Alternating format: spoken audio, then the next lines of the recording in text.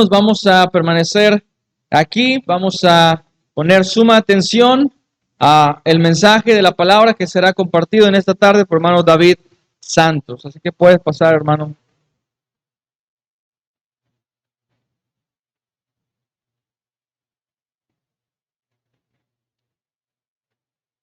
Hermanos, Dios les bendiga en esta tarde. Voy a invitarle por favor a abrir su Biblia en el libro de los Hechos, capítulo 4. Vamos a leer una pequeña porción donde estaremos tomando base para nuestro tema. Hechos, capítulo 4.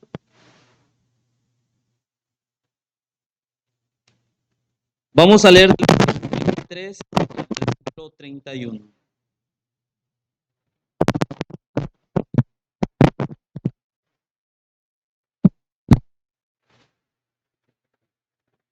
Hechos 4, 23 al 31. ¿Estamos ahí, hermanos?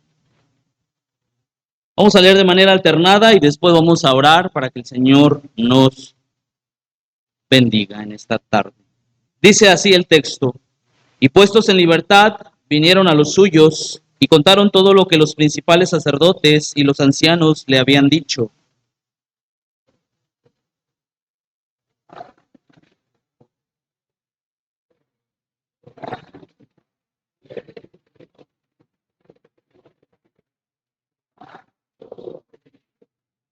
Que por boca de David tu siervo dijiste: ¿por qué se amotinan las gentes y los pueblos piensan cosas vanas?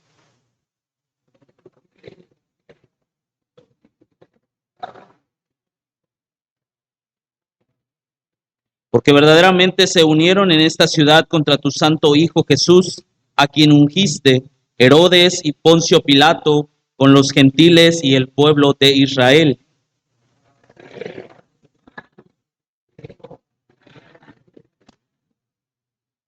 Y ahora, Señor, mira sus amenazas y concede a tus siervos que con todo denuedo hablen tu palabra.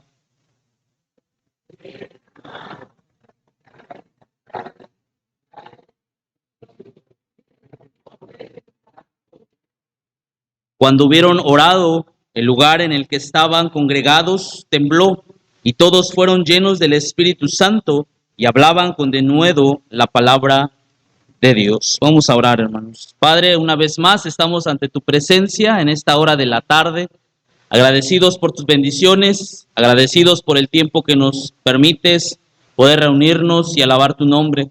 Ahora permítenos, Señor, poder comprender también tu palabra, poder entender el propósito de ella en nuestra vida. Y Dios, que podamos ser nutridos, que podamos ser confortados también, Señor, por medio de tu santa palabra. Pedimos de tu dirección, en el nombre de Jesucristo, nuestro Salvador. Amén.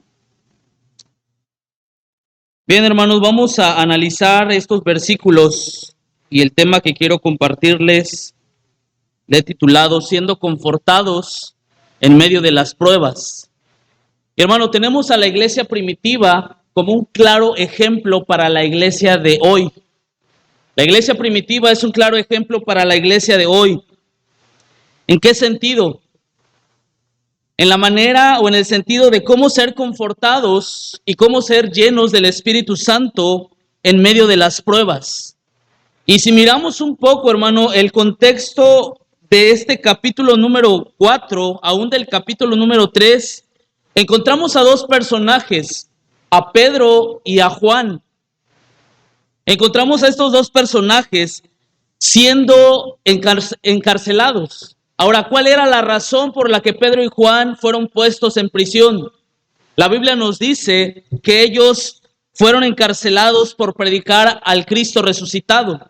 De acuerdo al capítulo número 4, los primeros versículos nos narran esta parte, que ellos fueron puestos en la cárcel por predicar a Cristo, pero también habían sido puestos en la cárcel por haber sanado a un hombre. En el capítulo número 3 vemos esto, cuando ellos sanaron a un cojo.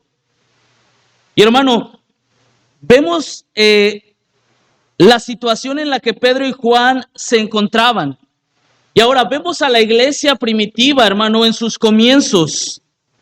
Pero también, hermano, observamos cómo el Espíritu Santo estaba trabajando y obrando de una manera poderosa sobre los creyentes, sobre aquellos que habían conocido a Cristo. El Espíritu Santo estaba trabajando de una manera poderosa. La Biblia nos dice ahí en el capítulo 4, versículo 4, que muchos de los que habían oído la palabra habían creído.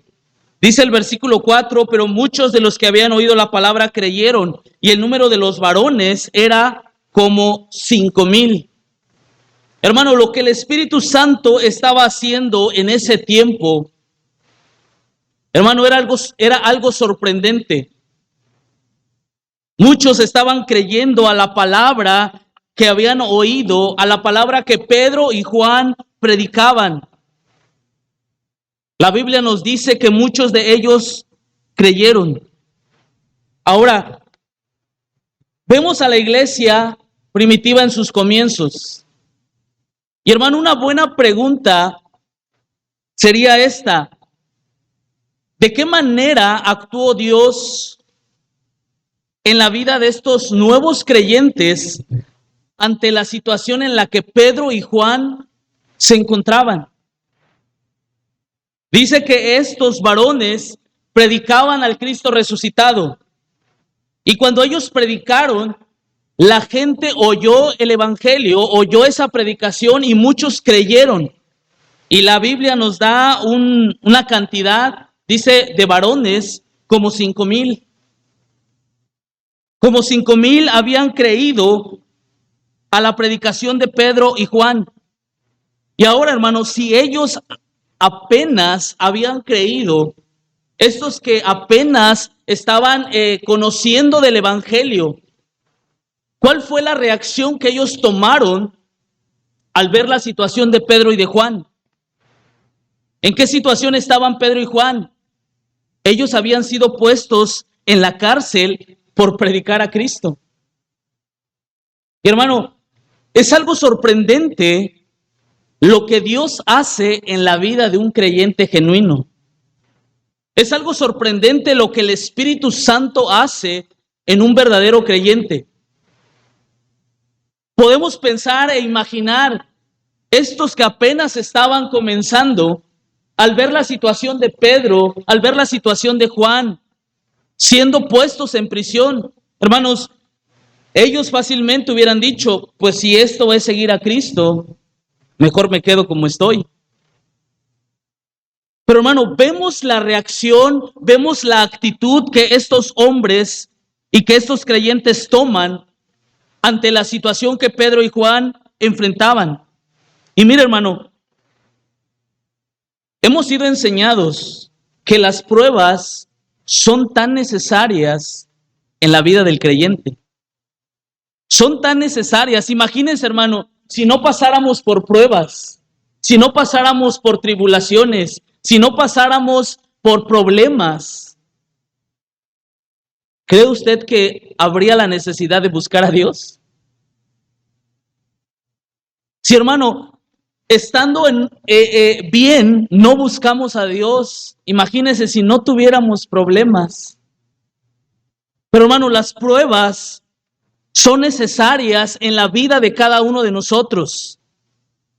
Hermanos, sin las pruebas, sin las tribulaciones, hermano, no tendríamos ni la más mínima intención de buscar a Dios. Y hermano, cada prueba se nos ha enseñado que nos acercan, nos deberían de acercar a Dios. Y hermano, me gusta mucho esta parte del texto, porque ver la manera en cómo estos creyentes reaccionan ante las pruebas que Pedro y Juan estaban enfrentando por la causa de Cristo, hermano, a mí me sorprende. Y yo digo, ¿cuántas veces dudamos del poder de Dios en nosotros?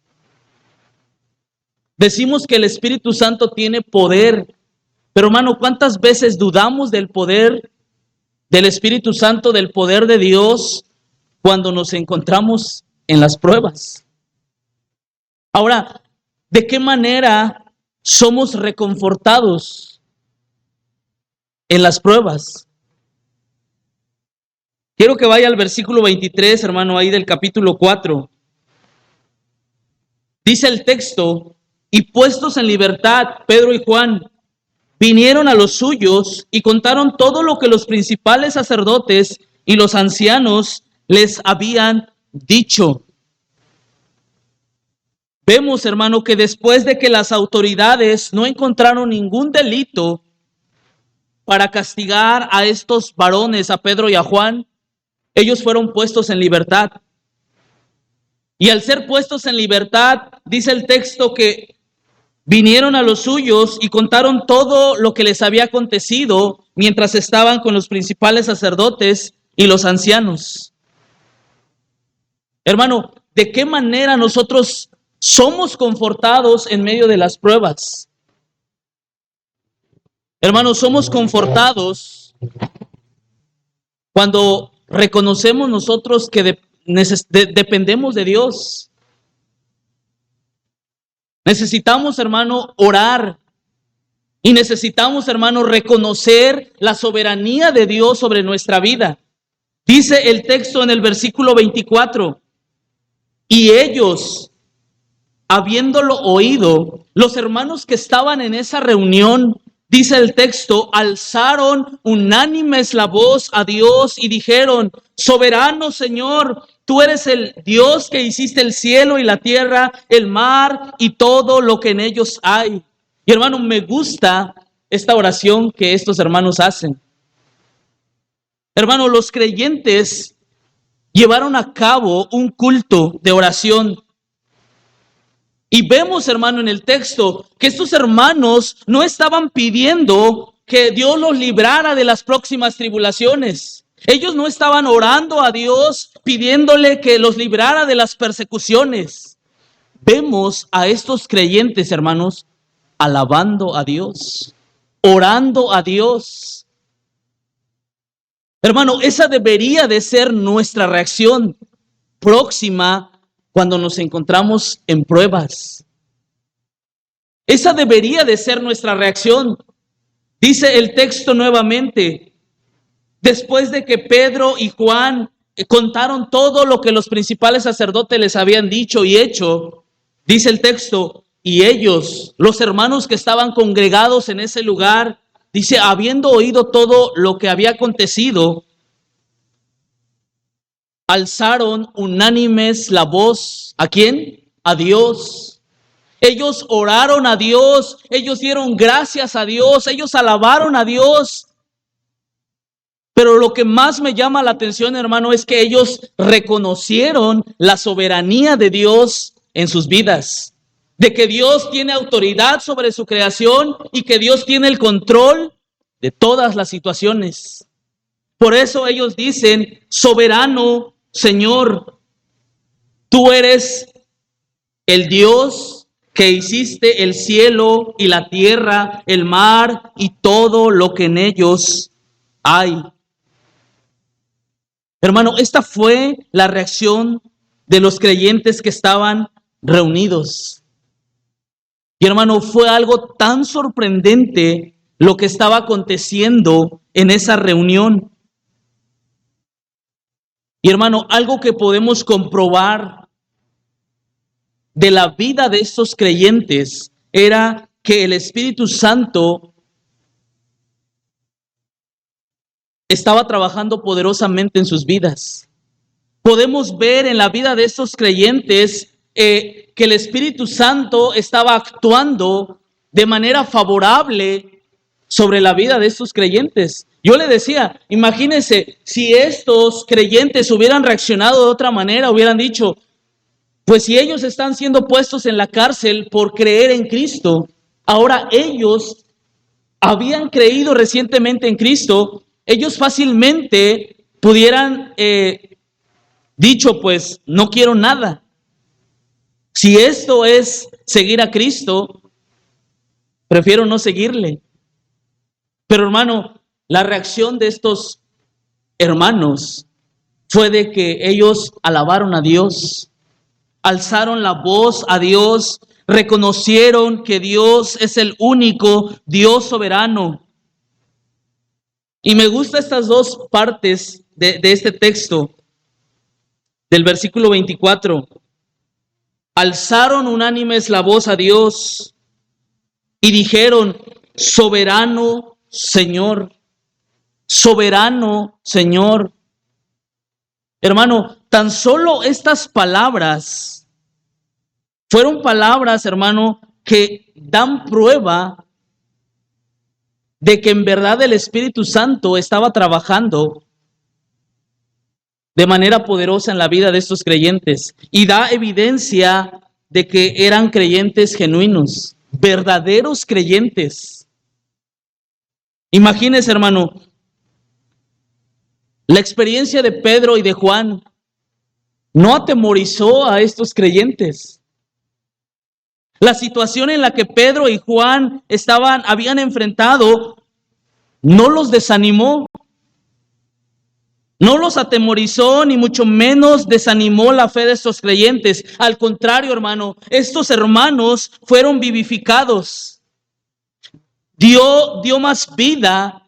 Esta situación, esta experiencia que Pedro y Juan habían vivido, dio más vida para que su fe no decayera. Fueron vivificados para ver y para que su valentía, hermano, al predicar a Cristo sea más notoria. Hermano, ¿cuánto cuesta para desanimarnos? No sé si alguna vez se ha puesto a pensar, ¿cuánto nos cuesta el desanimarnos? Hermano, con lo más mínimo tenemos y buscamos la excusa para desanimarnos. Con lo más mínimo y decir, yo ya no quiero nada. Hermano, sabe que muchas veces las pruebas llevan a muchos creyentes a desanimarse. Hoy hablaba con una hermana. Ella está pasando por fuertes situaciones. Y algo que ella me decía, hermano, todo lo que estoy viviendo me desanima. Me desanima. Y hermano, ¿cuánto cuesta desanimarnos? ¿Cuánto cuesta decir, yo ya no quiero nada con Dios? Yo ya no quiero ir a la iglesia. Yo ya no quiero orar. Ya no quiero leer la palabra de Dios. ¿Cuánto nos cuesta? Pero hermano, ¿cuánto cuesta volver a animarnos? Para desanimarnos es tan fácil decir, ya no quiero. Y es tan fácil decir, ya no, y cerrarnos. Pero ¿cuánto cuesta volver a reanimarnos? ¿Cuánto cuesta? Y yo le decía a esta hermana, no culpemos a Dios por lo que nos pasa. No culpemos a Dios por las cosas que nos pasan. Le digo, dele gracias a Dios por las pruebas que usted está enfrentando en este momento. Dele gracias a Dios. Le digo, por algo Dios está permitiendo que usted pase esta prueba y la siguiente prueba, hermana, por algo Dios lo está permitiendo. Pero le digo, que eso no le cause desánimo en su vida, porque fue lo primero que me dijo, hermano, me desanimo. Y yo le dije, hermana, tan fácil es desanimarnos por los problemas que enfrentamos y que pasamos. Y decimos, bueno, pues dejo de ir a la iglesia. Y yo le decía, precisamente ayer yo platicaba con mi esposa. Y yo le decía, o platica tú si puedes con esta hermana, porque ya no la hemos visto. Pero hermanos, nosotros sin saber lo que ella estaba pasando. Y hoy ella se acerca a mí y me dice, hermano, quiero hablar con usted. Y fue una de las cosas primeras así que me dijo, hermano, siento que todo lo que estoy viviendo me desanima. Me desanima, hermano. La experiencia que Pedro y Juan estaban viviendo no atemorizó a los creyentes que se habían convertido. no los atemorizó. Piensa, hermano, ¿cuántos años lleva en su vida de vida cristiana? 5, 10, 20 años, 30 años, no lo sé. Pero hermano, ¿cuántas veces las pruebas nos atemorizan? ¿Cuántas veces las pruebas nos desaniman? Hermano, a estos creyentes nada los atemorizó. Nada, hermano, los desanimó de su fe. Al contrario, los vivificó porque ellos, hermano, tenían más valentía para predicar a Cristo. Y que esa predicación del Evangelio, hermano, se haga más notoria en su vida. Eso es lo que provocó la experiencia que Pedro y Juan estaban enfrentando en la vida de estos creyentes. Por eso yo le decía, hermano, ¿de qué manera nosotros podemos ser reconfortados en las pruebas? Orando y reconociendo la soberanía de Dios en nuestra vida. Pero también, hermano, necesitamos examinar la calidad de nuestra fe. Necesitamos examinar la calidad de nuestra fe. Dice versículo 25, versículo 24, y ellos habiéndolo oído alzaron unánimes la voz a Dios y dijeron, soberano Señor, tú eres el Dios que hiciste el cielo y la tierra, el mar y todo lo que en ellos hay, porque por boca de David tu siervo dijiste, ¿por qué se amotinan las gentes y los pueblos piensan cosas vanas? Se reunieron los reyes de la tierra y los príncipes se juntaron en uno contra el Señor y contra su Cristo, porque verdaderamente se unieron en esta ciudad contra tu santo Hijo Jesús, a quien ungiste. Herodes y Poncio Pilato con los gentiles y el pueblo de Israel para hacer cuanto tu mano y tu consejo habían antes determinado que sucediera. Hermano, necesitamos examinar también la calidad de nuestra fe. Estos creyentes, ante tales circunstancias, hermanos, ellos confirmaban más su fe. Ante esta situación en la que Pedro y Juan habían vivido, ellos, hermanos, confiaron por completo en el control soberano de Dios en toda circunstancia, aún en el sufrimiento. Aún en el sufrimiento, su fe era confirmada. Y hermano, esta persecución que ellos estaban viviendo o que ellos estaban atravesando ya estaba predicha. Y eso lo encontramos ahí en el Salmo capítulo número 2, donde los dirigentes que menciona aquí en el libro de los Hechos, dice versículo 26, se reunieron los reyes de la tierra y los príncipes se juntaron en uno contra Dios y contra su Cristo. Hermano, todo esto ya estaba predicho, ya estaba profetizado de aquellos que se iban a oponer tanto a Dios como a Cristo. Pero hermano, aún ante tal oposición que estos hermanos estaban enfrentando, vemos que ellos eran más fortalecidos en su fe. Ellos confirmaban más la fe que habían depositado en Jesucristo. Ellos, hermanos, reconocían que ahora el dueño de su vida, el dueño absoluto de su vida, era Jesucristo. Por eso ellos lo llaman soberano Señor. Porque ellos reconocían que aún en medio de la oposición, Dios estaba con ellos. Dios estaba ahí obrando a favor de sus hijos. Y hermano, necesitamos nosotros examinar la calidad de nuestra fe. Necesitamos examinar la calidad de nuestra fe. Estos creyentes entendían que Dios había ya escrito toda la historia de acuerdo al plan eterno. Y el ejemplo que vemos en el libro de los Hechos es la crucifixión de nuestro Señor Jesús. Todo ya estaba predicho, todo ya estaba profetizado. aquellos dirigentes que se iban a oponer contra Dios, que se iban a oponer contra Cristo, pero hermano, aún en medio de esa oposición, estos creyentes confirmaban más su fe, eran más fortalecidos en su fe. Ahorita que cantábamos el primer himno, Él me sostendrá. No recuerdo bien las palabras, pero dice, cuando nuestra fe quiere decaer, ¿qué dice? Él me sostendrá. Hermano, en medio de las pruebas, cuando nuestra fe quiera decaer, tenemos ¿quién nos sostiene? ¿Quién nos ayuda?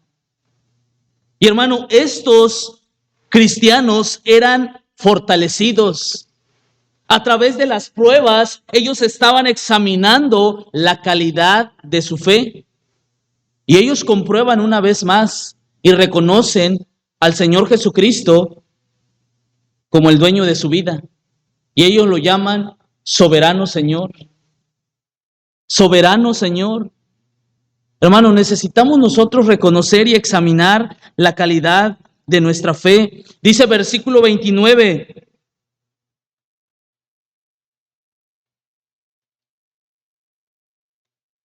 Y ahora, Señor, ellos siguen en esa oración, en esa reunión. Y ahora, Señor, dice, mira sus amenazas y concede a tus siervos que con todo denuedo hablen tu palabra, mientras extiendes tu mano para que se hagan sanidades y señales y prodigios mediante el nombre de tu santo Hijo Jesús. ¿De qué manera, hermano, nosotros podemos ser confortados? Al tener y pedir valor y confianza en medio de la oposición. Al pedir y tener confianza y valor en medio de la oposición. Y mire, hay algo curioso que podemos notar dentro de este texto. En la oración que estos creyentes elevaban a Dios, ellos no imploraban seguridad, ellos no estaban pidiendo protección por sus vidas ante la situación en la que ellos estaban enfrentando. Hermano, ellos estaban pidiendo confianza y valor para que al enfrentar la oposición pudieran mantenerse fieles en la proclamación del Evangelio. Ellos no estaban orando, pidiendo seguridad, pidiendo protección. Hermano, ellos pedían valor, ellos pedían confianza en medio de la situación en la que se encontraban. ¿Con qué fin? Para que la palabra se siga predicando. Dice el texto nuevamente. Y ahora, Señor, dice, mira sus amenazas. En su oración decían ellos, y concede a tus siervos que con todo denuedo, ¿qué? Hablen tu palabra. Ellos estaban pidiendo valor, ellos estaban pidiendo confianza. Dice, mientras extiendes tu mano para que se hagan sanidades y señales y prodigios mediante el nombre de tu santo Hijo Jesús. Hermano, ellos pedían confianza y valor ante las situaciones que estaban enfrentando para mantenerse fieles en la proclamación del Evangelio. Hermano, esa era la reacción que estos creyentes estaban tomando en medio de la prueba. Esta era la reacción que ellos estaban tomando en medio de la prueba, hermanos. Su deseo de ellos no era retroceder. Su deseo de ellos no era volver a la vida que llevaban antes de conocer a Cristo. El deseo más grande de ellos era que la palabra se siga proclamando, aún en medio de todas las circunstancias que ellos estaban enfrentando. Por eso, hermano, yo le preguntaba hace un momento, ¿cuánto cuesta el desanimarnos? Buscamos cualquier excusa para no seguir. Buscamos cualquier excusa para decir, yo ya no quiero nada. Pero hermano, estos creyentes nos dan una lección muy grande para la iglesia de este tiempo, para los creyentes de este tiempo, hermano, nos dan una lección muy grande. ¿Cómo ser confortados en medio de las pruebas? ¿De qué manera somos confortados? El versículo número 31 dice de la siguiente manera: cuando hubieron orado, el lugar en que estaban congregados, ¿qué dice? Tembló, y todos fueron llenos del Espíritu Santo y hablaban con denuedo la palabra del Señor. ¿De qué manera podemos ser confortados en las pruebas, hermanos? Cuando estamos llenos del Espíritu Santo. Necesitamos estar llenos del Espíritu Santo. Y hermano, con respuesta a sus oraciones, acontece un fenómeno físico. Dice el texto, después de que hubieron orado, el lugar en el que estaban reunidos tembló. Y hermano, vemos que el Espíritu Santo se revela en esa congregación. Así como se reveló en el Pentecostés, ahora el Espíritu Santo se revela en esta reunión donde estos hermanos estaban orando. Y hermano, ellos pudieron enfrentar cada prueba. Pero sobre todo, hermano, ellos tenían el deseo de predicar a Cristo con poder del Espíritu Santo. Y dice el texto, cuando ellos terminaron de orar, el lugar donde estaban tembló, y todos fueron llenos del Espíritu Santo. Y el texto no termina ahí, hermanos. Cuando ellos fueron llenos del Espíritu Santo, hablaban con denuedo la palabra de Dios. Hermano, esto es lo que provoca las pruebas. Las pruebas, hermano, no es para que uno retroceda. Es para que uno esté más cerca de Dios. Por eso, hermano, necesitamos estar llenos del Espíritu Santo. Dice Pablo, no os embriaguéis con vino, en lo cual hay disolución. Antes bien, sed llenos del Espíritu. Necesitamos, hermanos, estar controlados por el Espíritu Santo. Y hermano, vemos reflejado la llenura del Espíritu Santo en la vida de estos creyentes. ¿Y cómo podemos comprobar que la llenura del Espíritu Santo estaba en estos creyentes? Porque, hermano, después que el Espíritu Santo se hizo manifiesto, dice, ellos hablaron de Cristo. Ellos hablaban la palabra de Dios. Y hermano, esa debería de ser nuestra reacción. Esa debería de ser nuestra reacción. Ahora, una buena pregunta, hermano, sería, ¿cómo reaccionamos ante las pruebas? ¿Cómo reacciona usted ante las pruebas? Muchas veces, hermano, en lugar de confiar, nos atemorizamos por las pruebas. Muchas veces, en lugar de confiar en Dios, hermano, tenemos miedo a las pruebas que vienen a nuestra vida. En lugar de reconocer la soberanía de Dios,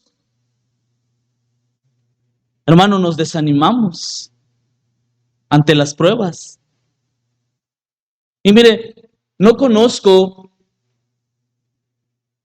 su situación actual, pero no sé qué prueba usted está enfrentando en este momento. Y yo les compartí esto. Ayer teníamos en nuestra mente a esta hermana. Y hermano, sin saber la situación en la que ella está. Y ella dice, hermano, ore mucho por mí, ore mucho por mi familia. Y yo me acordaba y yo ya tenía el tema. Y parte de lo que ya tenía me ayudó para poder pues darle una palabra a la hermana.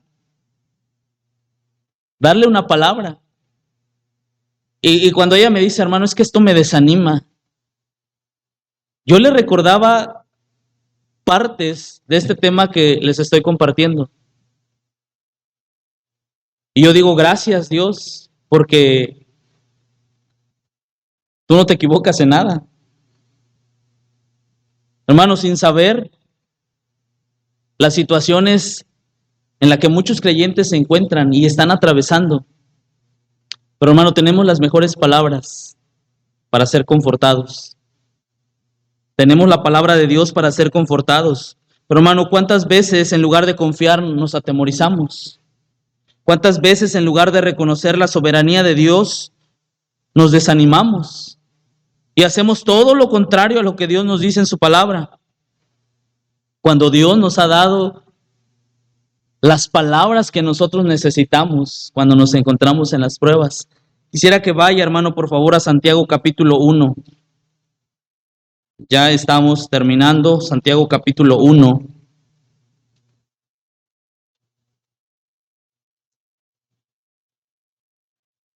Dice, versículo 2, hermanos míos, tened por sumo gozo cuando os halléis en diversas pruebas, sabiendo que la prueba de vuestra fe produce paciencia. ¿Qué está diciendo Santiago? Está hablando a los creyentes y les dice, tened por sumo gozo cuando te encuentres en pruebas. Tened por sumo gozo cuando te encuentres en pruebas. Y hermanos, el cristiano debe estar gozoso en la prueba y no a causa de las pruebas. Ya que el gozo, hermano, no es algo intelectual. El gozo es un elemento necesario del fruto del Espíritu Santo. El gozo no es algo intelectual, es un fruto del Espíritu Santo. Y hermano, el fruto de la prueba es la paciencia. El fruto de la prueba es la paciencia. Y hermano, es un proceso que se lleva a cabo en la vida del creyente porque su meta es la perfección. Su meta es, hermano, alcanzar la madurez espiritual. El fruto, hermano, de la prueba es la paciencia. Y todo esto, hermano, es un proceso que se lleva a cabo en la vida de los creyentes, las pruebas, con el fin de alcanzar la madurez. Con el fin de alcanzar la madurez.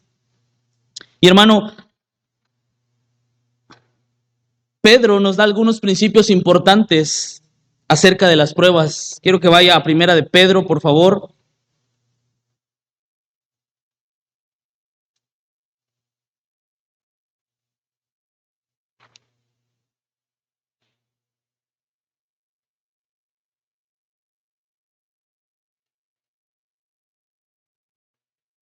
Discúlpenme la cita.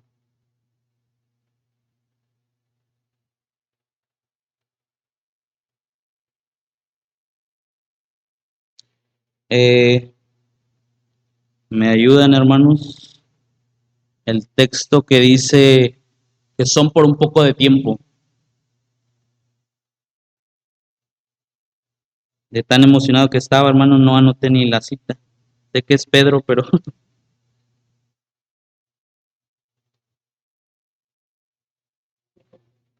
primero Pedro 1:6. Gracias, hermano. Sí. Primero de Pedro 1:6 y 7. Pedro nos da algunos principios importantes tocante a las pruebas. Dice el texto, leamos desde el versículo 3. Bendito el Dios y Padre de nuestro Señor Jesucristo, que según su grande misericordia nos hizo renacer para una esperanza viva por la resurrección de Jesucristo de los muertos, para una herencia incorruptible, incontaminada e inmarcesible, reservada en los cielos para vosotros, que sois guardados por el poder de Dios mediante la fe, para alcanzar la salvación que está preparada para ser manifestada en el tiempo postrero. Dice, en lo cual vosotros os alegráis, aunque ahora por un poco de tiempo, si es necesario, tengáis que ser afligidos en diversas pruebas, para que sometida a prueba vuestra fe, mucho más preciosa que el oro, el cual aunque perecedero se prueba con fuego, sea hallada en alabanza, gloria y honra cuando sea manifestado Jesucristo. Y por lo menos, hermano, encontramos 5 principios importantes de las pruebas. Dice Pedro, son por un poco de tiempo. Son por un poco de tiempo. Pero también, hermano, las pruebas sirven con un propósito definido.